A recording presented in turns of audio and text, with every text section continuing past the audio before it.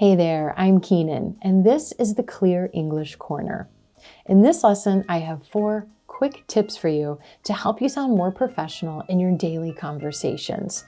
So let's just jump right in. Tip number 1, be mindful of rising intonation or upspeak. So in English, when you ask a question that can be answered with yes or no, your pitch is going to rise at the end of that question.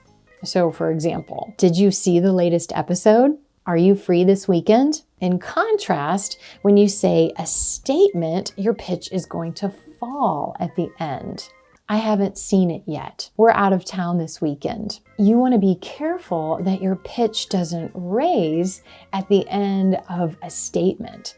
This can convey uncertainty, like you're seeking reassurance or confirmation. So for example, we need to try a different approach versus we need to try a different approach, or that was an excellent suggestion versus that was an excellent suggestion. This needs to be done by Wednesday versus this needs to be done by Wednesday. Tip number 2, avoid using too many filler words. The occasional or is normal, but when these types of fillers start creeping into every single sentence, it becomes really distracting to your spoken message. The thing about filler words is that they become habitual, so you may not even be aware that you're using them a lot unless someone tells you or if you record yourself. So that's really what you have to do. You want to record yourself. Practice something that you might be saying tomorrow, maybe an update on a project that you're working on, part of a presentation that you're going to be giving, maybe a summary or a proposal or an explanation about a product or a service or an upcoming event. So record yourself and then listen to that recording and make note of how many ums and ahs and likes and yeahs you hear. Then you want to practice those same words again, but focus on using pauses instead of filler words. Pauses are a powerful tool in spoken English. You may feel like you're speaking too slow if you're using pauses between phrases. You may think your listener's just waiting for you to hurry up and get to the next word. But in reality, your listener is processing what you just said.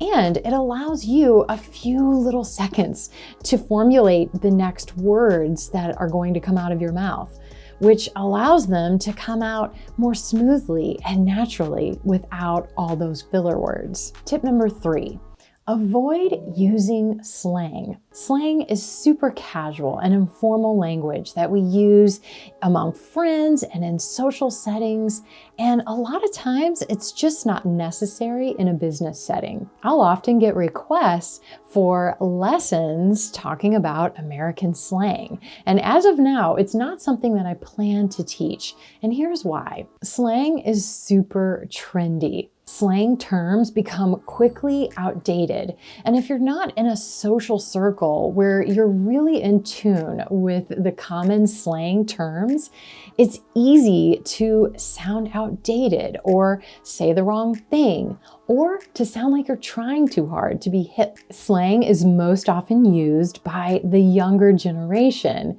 and a word that means one thing to a 30 or 40 something year old can mean something totally different to a 20 something or a teen. And that's why there's so many blogs for parents translating teen speak or slang. Words from my generation like dope, bummer, catch you on the flip side. These are totally outdated, replaced with things like woke, extra, and big oof. A quick note, idioms and phrasal verbs are not slang.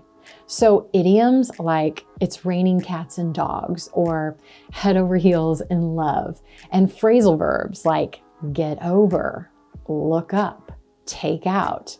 These stand the test of time. These are phrases that are used and understood across generations. So it's definitely worth the extra time and effort to learn idioms and phrases that you hear used around you in daily conversations. And finally, this word. Ain't. Don't use this word. This is a contraction that you'll sometimes hear in place of isn't or aren't or am not. I ain't got time for that.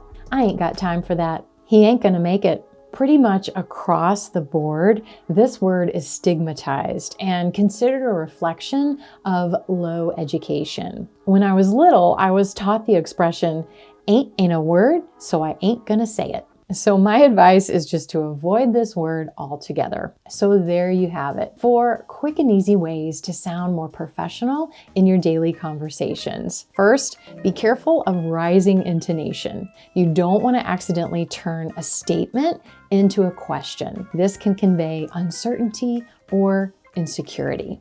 Number 2, don't use too many fillers.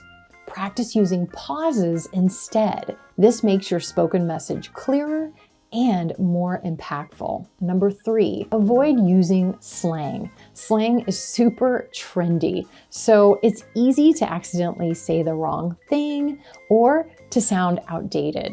And finally, avoid the word ain't. There's really no place for this word in a business setting and pretty much other settings as well. I hope you found the lesson helpful. Be sure to come on over to the Clear English Corner blog for tons more free lessons and practice resources. As always, thanks so much for tuning in, and I'll see you next time.